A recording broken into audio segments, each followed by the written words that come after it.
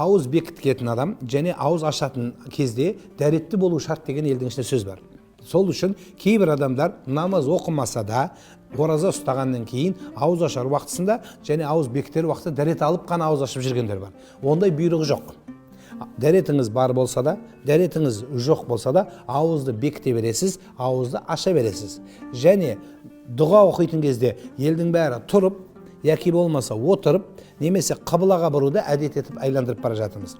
Қалай ыңғайлы, солай жасай бересіз. Яғни міндетті түрде су ішетін кезде тұрып жасау қажеті жоқ. Бұған қоса айтқан болар едім. Бұл жаратқанға дұға болғандықтан, бұны әркім өзінің ниетін айтқан жақсы. Әркім өзі дұғасын оқып, іштегі дұғасын айтып, мысалы біреудің денсаулығына байланысты дұға қылсын, біреу перзент сұрап дұға қылады. Өйткені ауыз ашар мен ауыз бекітер уақыт бұл дұғалардың қабыл болатын сәті болғандықтан әркім жеке өз айтқаны абзал.